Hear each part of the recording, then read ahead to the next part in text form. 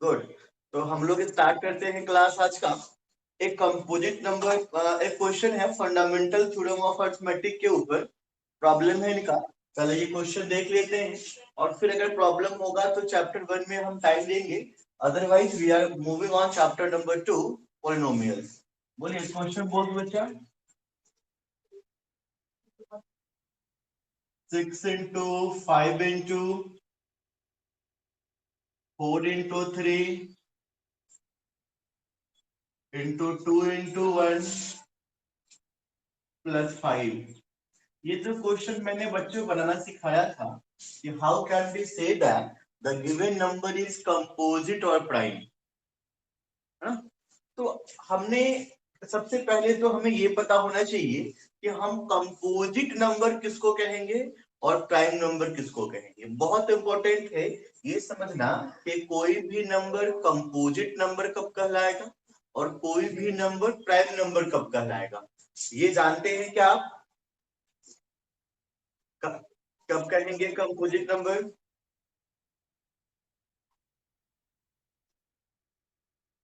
देखो, हाँ, ठीक ठीक। तो हम देख रहे हैं, देख पा रहे हैं कि यहाँ प्लस दे दिया। प्लस देने का मतलब है कि ये इधर वाला ये एक टीम है, ये एक ग्रुप है और ये जो है वो दूसरा ग्रुप है। अब चैप्टर नंबर 2 जब भी पढ़ेंगे तो हम लोग सीखेंगे कि how can be say that the given polynomial is binomial, trinomial. तो अगर देखा जाए तो इसमें दो टर्म्स हैं। प्लस आने के वजह से एक टर्म है प्लस के पहले वाला और दूसरा टर्म है प्लस के बाद वाला। अगर थोड़ा और कॉन्सेंट्रेट करिए तो इन दोनों टर्म्स से हम 5 कॉमन ले सकते हैं। 5 हमने कॉमन लिया, 5 कॉमन लिया तो फर्स्ट वाला में 5 चला जाएगा और यहाँ 5 कॉमन लिया है तो ये 1 बचेगा। कोई परेशानी? अब किसी भी नंबर को हम 1 से इंटू तो जब चाहे कर सकते हैं। 5 कॉमन आ गया यानी कि into 5, 6 into 4 into 3 into 2 into 1 and plus 1। अब मैं देख पा रहा हूं कि it has more than 2 factor. It has more than 2 factor. अब कहिएगा कैसे मान लें? तो देखिए, like 1, 5, 6 into 4 into 3 into 2 into 1 plus 1 and itself। इसमें कितना, दो से ज्यादा तो फैक्टर हो गया ना। एक हुआ, दो हुआ, तीन हुआ, चार हुआ, यानी दो से ज्यादा फैक्टर हो गया। तो दो से ज्यादा फैक्टर हो गया इसका मतलब है कि जो गिवन नंबर है वो कंपोजिट नंबर है। ठीक है, गुड। ये तो हो गया। और किसी में दिक्कत है? और किसी क्वेश्चन में दिक्कत है बच्चों? ओके, उसको भी देख लेते हैं। बोलिए। अच्छा, ये भी मैंने बताया था यार, नेवर एंड्स विथ जीरो। ये सारे क्वेश्चन मैंने क्लास में करवाया हुआ है, आप वीडियो सेक्शन में जाके देखिए। ठीक है, मतलब पूरा एक दिन हमने दिया था फंडामेंटल थ्योरम ऑफ अरिथमेटिक पे। पूरा एक दिन, शायद आप उस दिन एब्सेंट थे। मैंने इस तरह के बहुत सारे प्रॉब्लम्स को करवाया था जो कि फंडामेंटल थ्योरम ऑफ अरिथमेटिक पे बेस्ड था। वैसे देखो, अगर मैं इसको सॉल्व करूं तो ये 2 into 3 का पावर n आएगा। कल जब हम लोग कन्वर्ट कर रहे थे p बाई क्यू को डेसिमल फॉर्म में तो देखे थे कि नीचे 2 का पावर m इंटू 5 का पावर m मिलना चाहिए था, जिससे वो 10 बन जाता। और जब तक 10 नहीं बनेगा 0 नहीं मिलेगा। यानी कहने का मतलब कोई भी नंबर जिसके लास्ट में 0 होगा मस्ट है कि वो 10 से डिविजिबल होगा। अगर किसी नंबर के लास्ट में 0 है तो इसका मतलब वो 10 से डिविजिबल होगा ही होगा।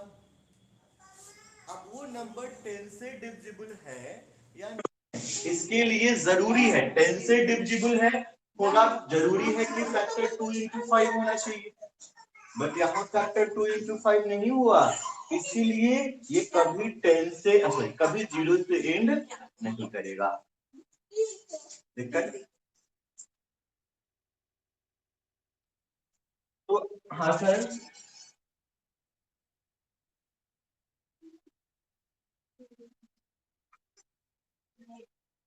नहीं मैंने ऐसा तो नहीं कहा।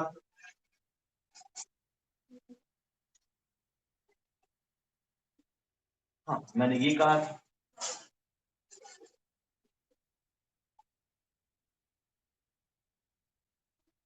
हाँ हाँ मैंने देखो, अगर मुझे सिर्फ टर्मिनेटिंग चेक करना है, सिर्फ टू चेक करना है, तो चेक करते टाइम में ये ध्यान रखूंगा 2 का पावर m इंटू 5 का पावर m, इससे सिर्फ चेक होगा।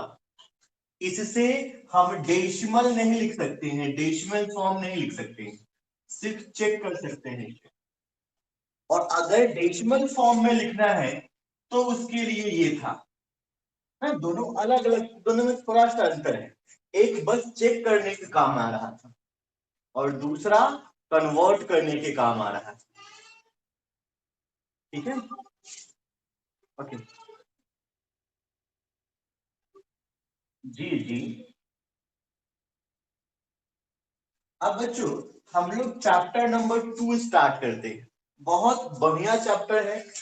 मतलब कहा जाए तो चैप्टर नंबर 2 पॉलिनोमियल एक ऐसा चैप्टर है जिसको आपने क्लास 8 में पढ़ा होगा, 9 में पढ़े, 10 में पढ़े और आगे 11 12 में भी पढ़ते जाना है। इवन कि जब आप एग्जाम देते हैं आईआईटी जेई का, तो वहां भी आपसे पॉलिनोमियल से क्वेश्चन पूछा जाता है।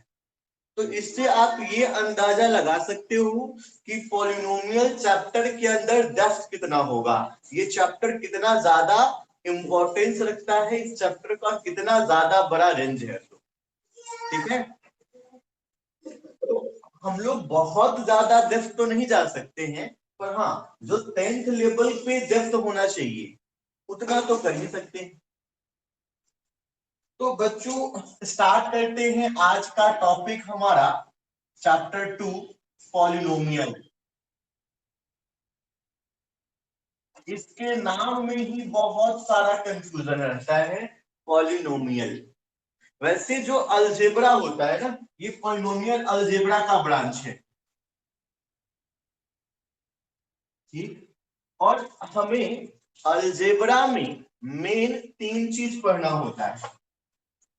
अलजेब्रा, अगर अलजेब्रा का ब्रांच देखा जाए तो ये अलजेब्रा का ब्रांच मेनली 3 चीजों से ही बना है। एक है पॉलिनोमियल, दूसरा इसमें आएगा इक्वेशन, और इसका थर्ड ब्रांच जो इसमें हम पढ़ेंगे वो होगा इन इक्वेशन, इन इक्वेशन, या इसी को हम इन इक्वालिटी बोलते हैं। ठीक है, अलजेब्रा में हमें पूरे जो भी क्लास की बात किया जाए शुरू से लेकर आखिरी क्लास तक, बस यही 3 टॉपिक 3 टर्म्स के बारे में ही विशेषकर बात करना होता है। पॉलिनोमियल के बारे में, इक्वेशन के बारे में और इनइक्वालिटी के बारे में। इनमें बस थोड़ा सा अंतर होता है। अगर मैं सिर्फ x प्लस वाई लिख के छोड़ दिया तो ये होगा पॉलिनोमियल। अगर मैं x plus Y is equal to कोई भी कांस्टेंट डाल दिया या कुछ भी डाल दिया, इसके बाद कुछ इक्वल देके डाल दिया, अगर 0 डाल दिया, कुछ भी यहां डाल सकते हो आप। ठीक है, एनी नंबर डाल सकते हो, एनी कांस्टेंट डाल सकते हो, एनी वेरिएबल डाल सकते हो। यानी कि अगर इक्वल का साइन इन्वॉल्व हो गया तब वो कहलाएगा इक्वेशन। देखो कितना अंतर है। शो ये सिर्फ x प्लस वाई था और ये x plus Y is equal to 0 है, बस बारीक सा अंतर है। सिर्फ x प्लस वाई था तब तक ये पॉलिनोमियल था, और x plus Y is equal to 0 हो गया तब ये इक्वेशन हो गया। अब इनइक्वालिटी में आओ, तो अगर यही x plus Y greater than 0 हो जाए तो ये बराबर का साइन नहीं है, यहाँ पे इनइक्वालिटी का साइन आ गया।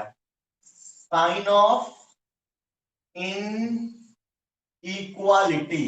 तो साइन ऑफ इनइक्वालिटी में कुछ साइन होता है, जैसे greater than, less than, greater than equal to and less than equal to.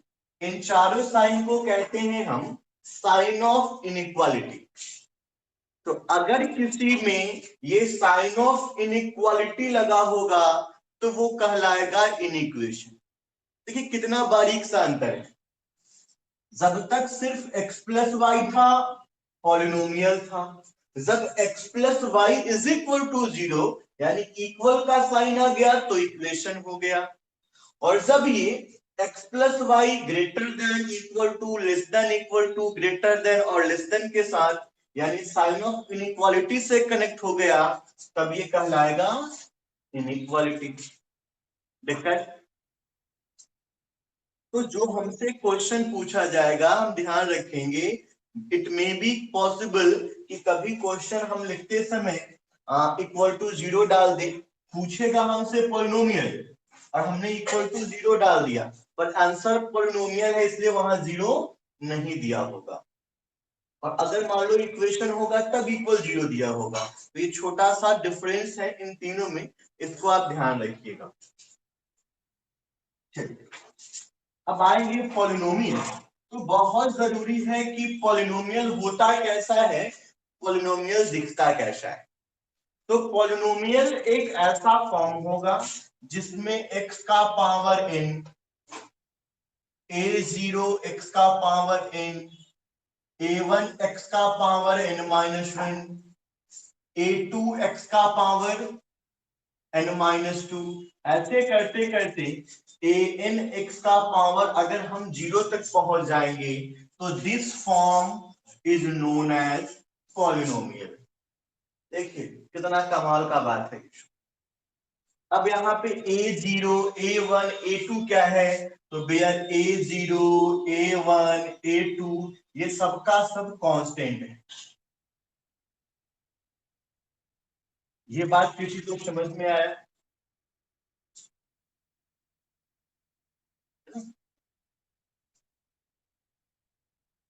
याद देखो यहाँ पे a0 तो x का पावर n से शुरुआत हुआ, धीरे धीरे a0 बढ़ता गया, a1 हुआ, a2 हुआ, a3 होगा, बढ़ते बढ़ते an पहुंच जाएगा।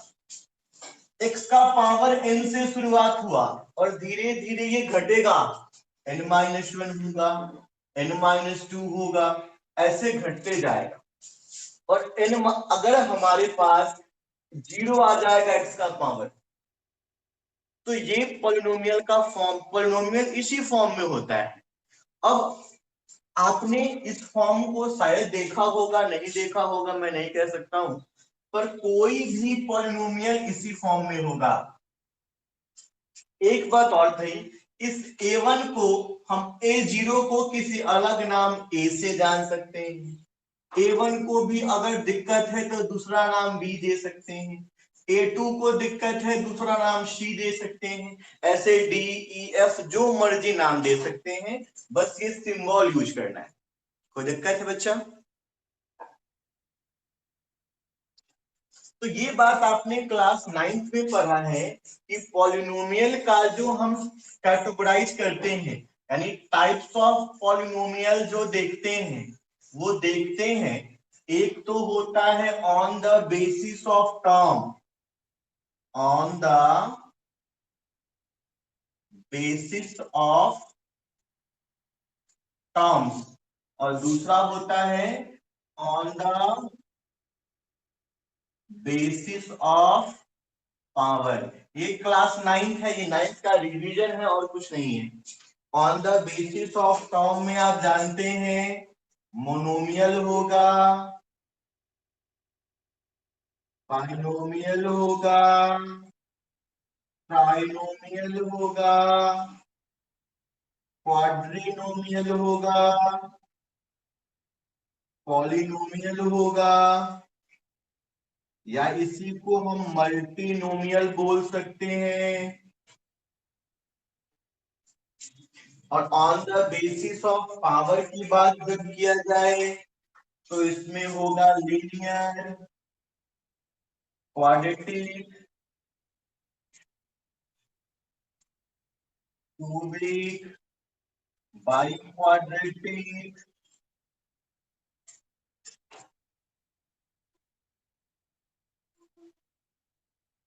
बाई क्वाड्रेटिक, और इसके बाद आएंगे तो polynomial of degree 5, degree 6, degree 7 कहलाएगा। देखो मोनोमियल या लीनियर वन को कहेंगे, यानी एक टर्म होगा तो मोनोमियल और पावर वन होगा तो लीनियर। अगर टर्म में दो टर्म हुआ तो बाइनोमियल और पावर में दो पावर हुआ तो क्वाड्रेटिक। अगर टर्म में तीन टर्म हुआ तो ट्राइनोमियल और पावर में तीन हुआ तो क्यूबिक। अगर टर्म में चार हुआ तो क्वाड्रिनोमियल, पावर में चार हुआ तो बाई क्वाड्रेटिक। वैसे इन सबको हम पॉलिनोमियल बोल सकते हैं। टेट्रा, देखिए बुआ, ऐसे अगर हम बात करें केमिस्ट्री का, तो केमिस्ट्री में कार्बन एटम के अकॉर्डिंग कंपाउंड का नाम लिखा जाता है, तो उसमें मोनो, बाई, ट्राई, टेट्रा, कुछ कुछ पेंटा वगैरह लिखा जाता है, तो वो कार्बन कंपाउंड है। वो थोड़ा सा केमिस्ट्री है। वैसे कहने का सेंस वही है, लेकिन अलग अलग जगहों पे चीजें की जो वर्ड्स का जो मीनिंग होता है वो अलग अलग होता है। ठीक है, चलिए, तो ये चीज को हमें नहीं जानना है। हमें इस क्लास में जिसके ऊपर बात करना है that is quadratic and cubic. हम बस इन्हीं दोनों के ऊपर बात करेंगे, क्वाड्रेटिक एंड क्यूबिक के ऊपर। बाकी सब चीज नाइन्थ का है, इसके ऊपर हम लोग विशेष बात नहीं करेंगे। इसको मिटा रहा हूं।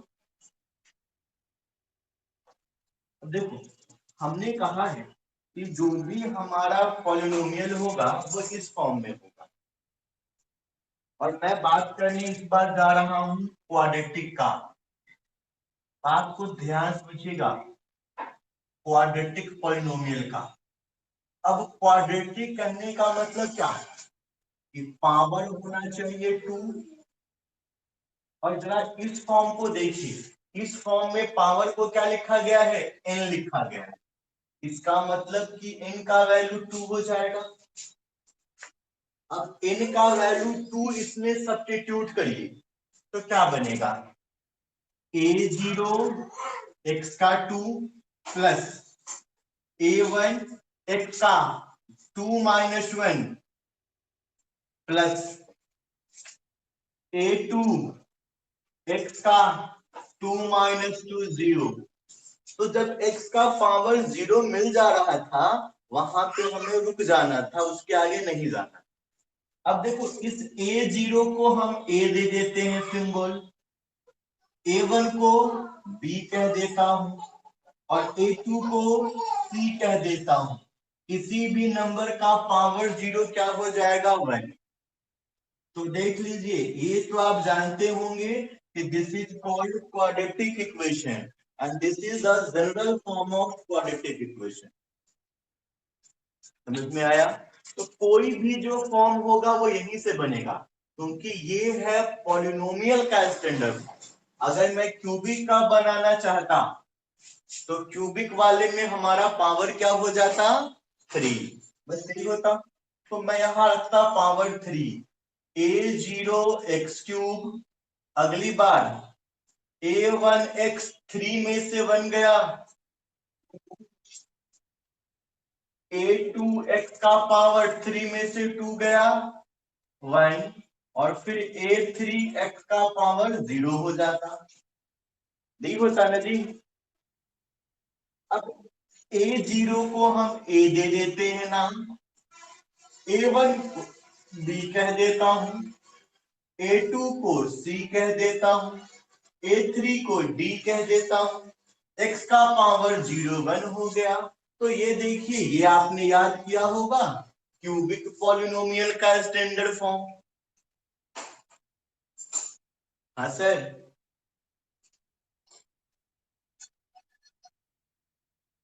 बिल्कुल होता है। ये तो मैं फॉर्म की बात किया हूँ।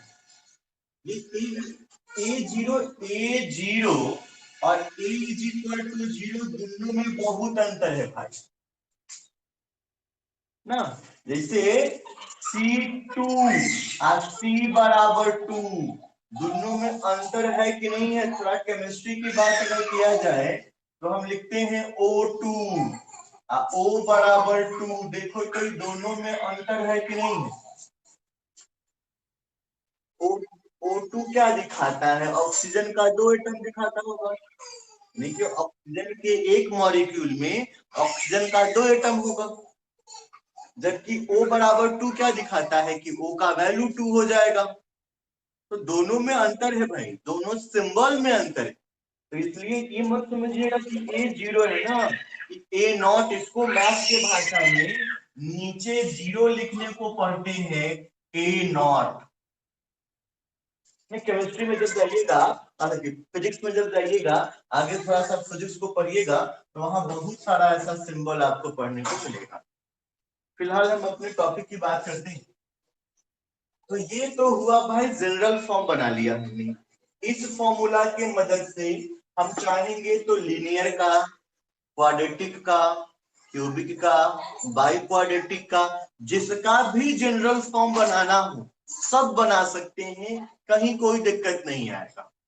अब एक बात और गौर करो भाई, क्वाड्रेटिक किसको कहेंगे, जब डिग्री 2 होगा, जब पावर 2 होगा। और पावर 2 होने का मतलब कि ये वाला तो होना ही चाहिए, क्योंकि पावर 2 वाला टर्म यही है। तो इसीलिए यहां कंडीशन देंगे ए नॉट इक्वल टू जीरो, क्योंकि ये होना चाहिए। समझे।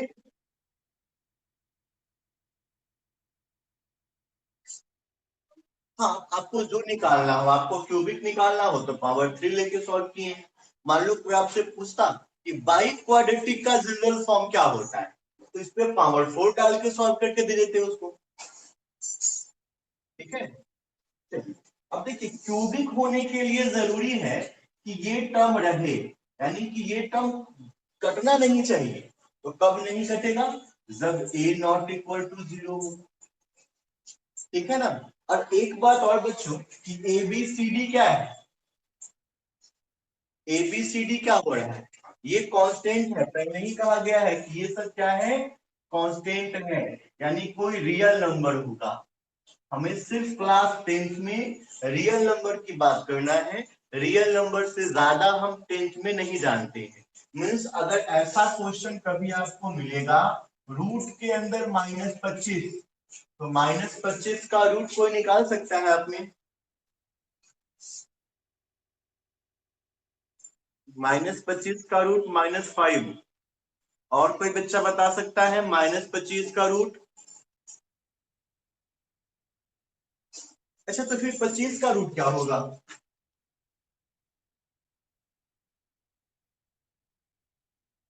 +-5 नहीं हो सकता है। जरा सोचो यार कि 25 का भी +-5 मिल रहा है, तो -25 का भी +-5 मिलेगा क्या। अच्छा, इसको दिखाता हूँ। देखो इस चीज को देखो, +5 का अगर तुम स्क्वायर करते हो तो तुमको 25 मिल जाएगा। तुम -5 का स्क्वायर करते हो तब भी तुमको 25 मिल जाएगा, लेकिन -25 तो नहीं मिल रहा है। तो क्लास 10th में हम इस तरह के नंबर के बारे में बात नहीं करेंगे, हम सिर्फ रियल नंबर के बारे में बात करेंगे। और ये होता है, आपको जानना नहीं है इसके लिए 10th पास कर जाइए, 11th में जाइएगा तब जानिएगा।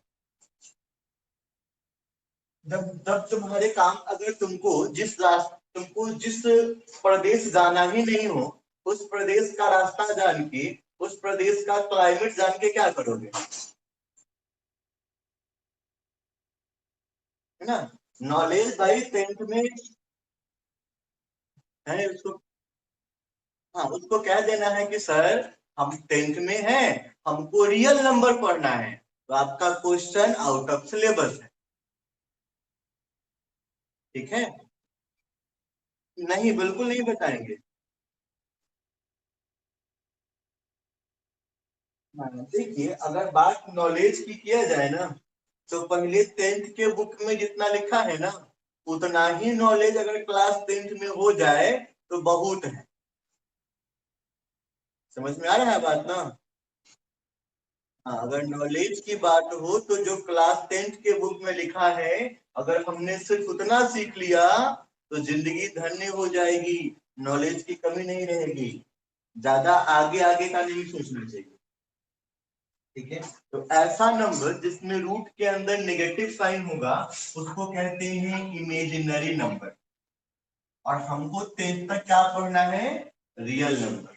और ये चीजें रियल नंबर के बाहर की है। तो हम 10th में जो भी क्वेश्चन करने वाले हैं वो सबका सब रियल नंबर पे करने वाले हैं। ठीक है, चाहे वो चैप्टर 1 इसलिए रियल नंबर दिया गया था कि बाकी के सारे चैप्टर जो आप सॉल्व करेंगे वो on the basis of real number करेंगे। कोई दिक्कत? अब आइए थोड़ा सा आगे चलते हैं, इसमें हम लोग कुछ टेक्निकल टर्म्स समझना है हमको, जिसके लिए जिसके जिस टर्म्स को समझ करके आगे हम बहुत सारे क्वेश्चन को सॉल्व करेंगे। तो इस चैप्टर में हमें खास करके बात करना है रूट्स का या जीरोज का। रूट्स, जीरोज या सॉल्यूशन।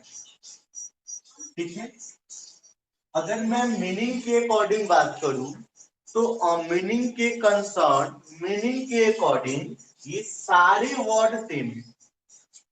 रूट कहें, सॉल्यूशन कहें या जीरोज कहें, मैथमेटिकल जो मीनिंग होगा इनका, मैथमेटिकली जो इनसे हम समझेंगे उसके कंसर्न में ये सारे वर्ड सेम।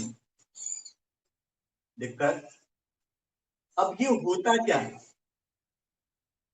क्या हुआ? हाँ देखो भाई, मैं इंग्लिश टीचर तो हूं नहीं जो मैं आपको वर्ड के पे बात करूंगा, मैं मैथ्स टीचर हूँ। तो मैं बात जो करूंगा वो निश्चित ही मैथ्स के कंसर्न में बात करूंगा। ठीक है, तो मैं मैथमेटिकली कह रहा हूं, mathematically all the words are same. अब समझिए कि ये होता क्या है भाई, तो जरा ध्यान दीजिए। अगर आपसे कोई पूछे x-2 बराबर 0 है, और मैं एक क्वेश्चन आपसे छोटा सा क्वेश्चन पूछूं, क्वेश्चन सुनिएगा बिल्कुल ध्यान से। मैं ये पूछ रहा हूं x का कौन सा वैल्यू, यानी x के बदले में कौन सा वैल्यू इसमें डालें ताकि जब आप इस LHS को सॉल्व करिएगा तो आपको 0 मिलेगा। 2 डालें। तो ये x के बदले जिस वैल्यू को डालने से, x के बदले x के पोजीशन पे, x के जगह पे जिस वैल्यू को डालने से हमारा आंसर 0 आता है, इसी वैल्यू को कहते हैं हम रूट्स, जीरोस या सॉल्यूशन। वर्ड ध्यान रखिएगा, क्योंकि कुछ जो क्वेश्चन ऑब्जेक्टिव पूछा जाएगा, जो लैंग्वेज वाला क्वेश्चन होगा, वो या तो आप रटिएगा और न तो बनाइएगा। तो रटने के लिए तो भाई रट जाइए, बनाने के लिए जरूरी है कि टर्म्स का मीनिंग समझिए। जब तक टर्म्स के मीनिंग को नहीं समझेंगे तब तक हमारा माइंड एक्टिव नहीं होगा। ठीक है, समझे? तो मैंने कहा कि रूट्स, सॉल्यूशन या जीरोज कहना किसको है? तो x का ऐसा वैल्यू, अगर इक्वेशन x का है तो x का वैल्यू होगा, इक्वेशन y का है तो y का वैल्यू होगा। तो x का एक ऐसा वैल्यू जिस वैल्यू को जब आप पुट करिएगा इक्वेशन में तो आंसर क्या मिलेगा? 0। देखिए नाम नहीं है 0, आंसर मिलेगा 0। तब उस वैल्यू को, जो वैल्यू आपने पुट किया है, उस वैल्यू को बोलेंगे रूट्स, जीरोस या सॉल्यूशन। ध्यान रखिएगा कि ये जो होता है रूट्स जीरो या सॉल्यूशन, ये हमेशा बराबर होगा डिग्री के। ठीक है, डिग्री यानी कि पावर। किसी भी इक्वेशन का जितना पावर होगा, किसी भी इक्वेशन का जितना पावर होगा, मैक्सिमम उस इक्वेशन में उतना ही जीरो होगा। दिक्कत? इस बात को बिल्कुल बुलेटिन डाल के बिल्कुल बोल्ड से लिखना चाहिए। The number of zeros is equal to the maximum number of zero, the maximum number of zero of a polynomial, the maximum number of zero of a polynomial is equal to number of is equal to number नहीं numeral value of is equal to numeral value of degree. यानी इस पूरे राम कहानी का मतलब बस इतना है कि किसी भी पॉलिनोमियल का ज्यादा से ज्यादा उतना ही जीरो हो सकता है जितना उसका डिग्री हो। ठीक, तो अगर मैं इसकी बात करूं तो ये quadratic polynomial, quadratic polynomial means power कितना, दो, तो इसमें नंबर ऑफ जीरोज कितना होगा, दो होगा। ठीक है, और इन दो जीरोज में एक जीरो को अल्फा बोलेंगे और दूसरे जीरो को बीटा बोलेंगे। ठीक है, एक जीरो को अल्फा बोलेंगे, दूसरे जीरो को बीटा बोलेंगे। ये क्यूबिक है तो इसमें नंबर ऑफ जीरोज बराबर कितना होगा, थ्री। ठीक है, अब इसमें थ्री जो है, इसमें एक को अल्फा, एक को बीटा और एक को गामा बोलेंगे। ठीक है, समझ में आया क्या हुआ?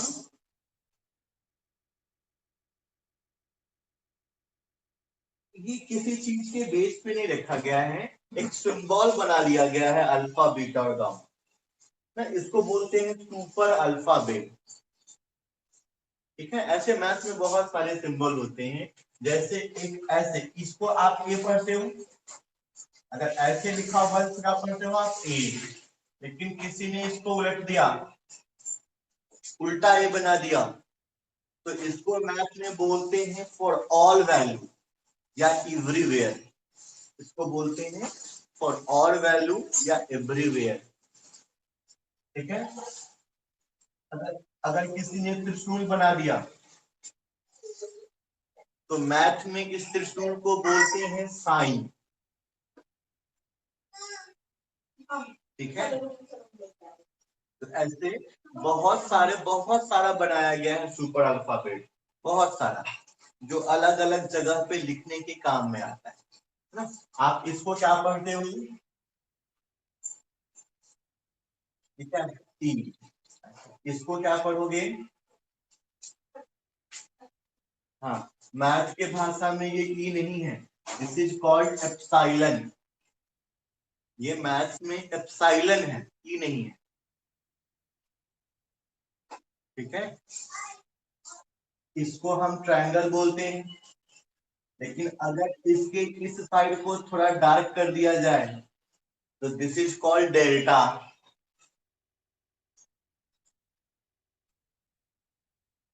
सर मैथ्स में पढ़ते हैं, मैथ्स में ही पढ़ेंगे। मैथ साइंस क्या है, मैथ्स क्या है, ये बोथ आर एक दूसरे का कॉम्प्लीमेंट्स हैं। बिना साइंस के मैथ नहीं, बिना मैथ के साइंस नहीं। हाँ बिल्कुल बिल्कुल,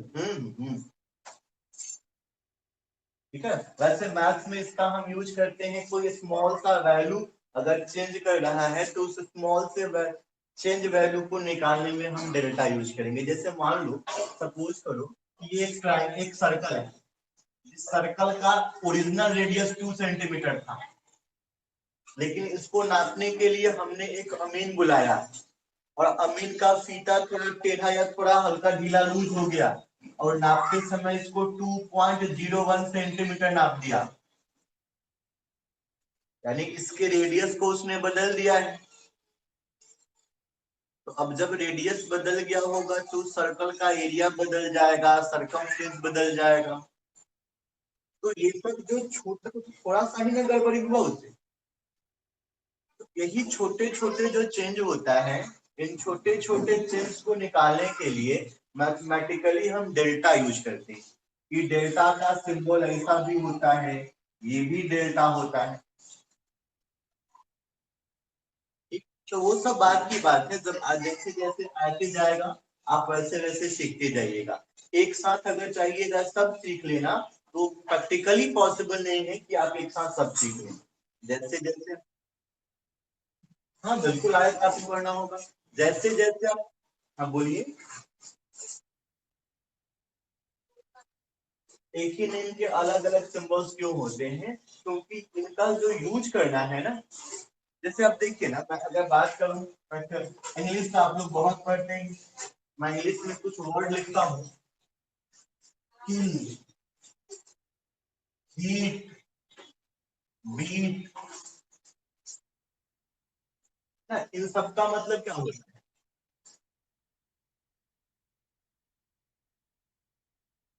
सबका मतलब मारना ही होता है।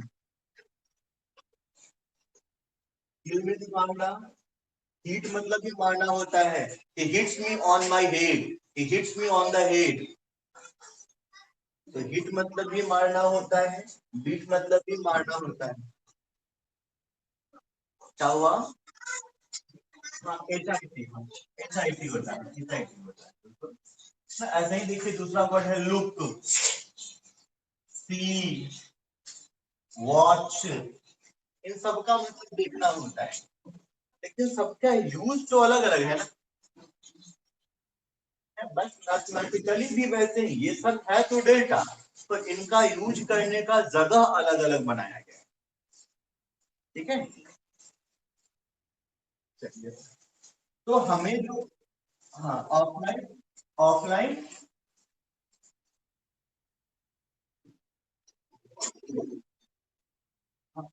ऑनलाइन क्लास में ये तो है, देखिए ऑनलाइन क्लास में टीचर को बहुत बोलना पड़ता है। सवाल क्या है, ऑफलाइन क्लास में तो एक क्वेश्चन बनाने के बाद का रुकिए, आप क्वेश्चन नेट लोड कीजिए, कभी चाय पीने को मौका मिल जाता है ना, कभी किसी का कुछ कंप्लेन सुनने को मिलता है। और ऑनलाइन क्लास में कि 1 घंटा का क्लास है तो लगातार 1 घंटा बोलते रहिए। हाँ, ऑनलाइन क्लास में थोड़ा सा ज्यादा मेहनत हो जाता है। तो हमें इसमें जो बच्चों सबसे पहले सीखना है वो सीखना है फैक्टराइजेशन।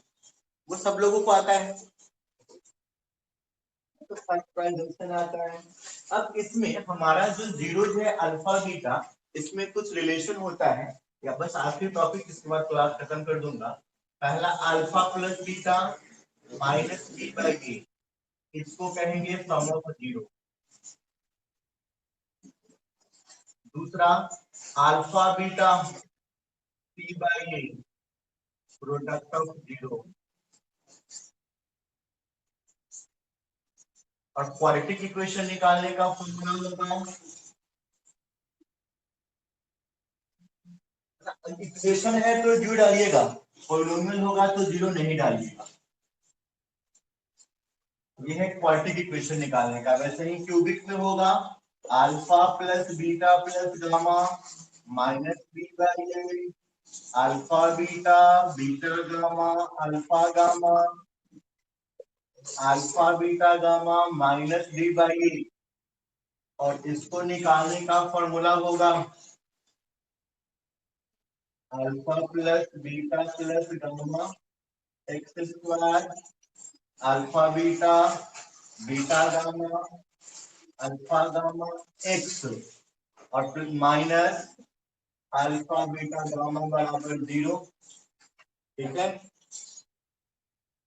इसको कहते हैं relation between zeros and coefficient. Relation between zeros and coefficient. अच्छा देखो ये चीज देखो ऐसे बी स्लैश डब्ल्यू, साइंस में इसको, साइंस के भाषा में, मैथ्स की भाषा में इसको पढ़ते हैं बिटवीन। ठीक है ना, तो इतना ही क्लास के लिए आज का रहेगा। आप इसमें फैक्टराइजेशन कीजिएगा, बनाइएगा, फिर हम लोग अगले क्लास में देखेंगे कि क्वेश्चन को कैसे सॉल्व करना है और क्वेश्चन का लेवल को कम या ज्यादा कैसे किया जाएगा। ठीक है, चलिए तो आज का क्लास समाप्त होता है, फिर मिलते हैं नेक्स्ट वीक में। Goodbye. Good bye.